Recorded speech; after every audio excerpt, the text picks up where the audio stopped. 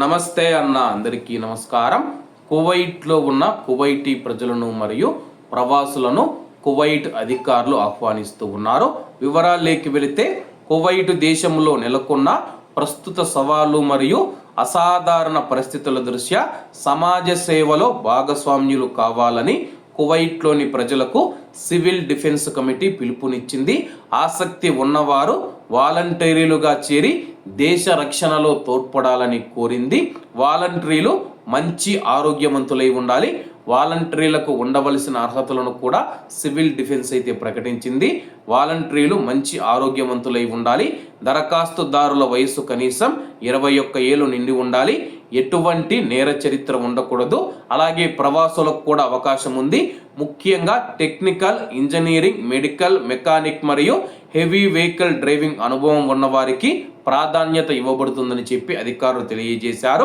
వాలంటీర్లు చేయవలసిన పనులు ఏందని చెప్పేసి ప్రతి ఒక్కరికి అయితే ఒక డౌట్ వస్తుంది అనమాట. ఒకవేళ మేము వాలంటీర్లుగా చేరిన తర్వాత కువైట్ బార్డర్లోకి తీసుకుని వెళ్ళి మమ్మల్ని కూడా యుద్ధంలోకి నెట్టివేస్తారని చెప్పేసి చాలా మందికి ఒక సందేహం వస్తుందన్నమాట.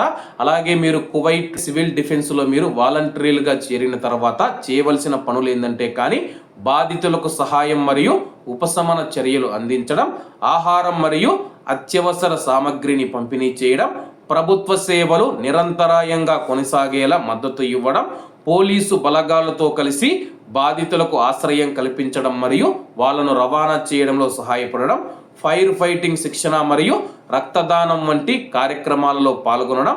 దరఖాస్తు విధానం మనం చూసుకుంటే ఆసక్తి కలవారు మినిస్ట్రీ ఆఫ్ ఇంటీరియర్ యొక్క వెబ్సైట్ ద్వారా ఆన్లైన్లో మీరు దరఖాస్తు చేసుకోవచ్చు. కాబట్టి కువైట్లో ఉన్న మన భారతీయులు కూడా ఎవరైనా మీకు ఇంట్రెస్ట్ ఉంటే కానీ మినిస్ట్రీ ఆఫ్ ఇంటీరియర్ యొక్క అధికారిక వెబ్సైట్లోకి వెళ్ళి మీరు దరఖాస్తు చేసుకోవచ్చు అనమాట. అలాగే మిమ్మల్ని చూసుకుంటే కేవలం సేవల కోసం మాత్రమే వినియోగించనున్నారు.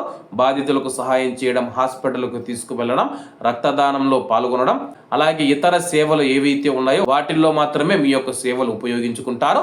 కాబట్టి అందరూ బాగుండాలి, అందులో మనం ఉండాలి. అందరికీ నమస్తే అన్న. జై హింద్.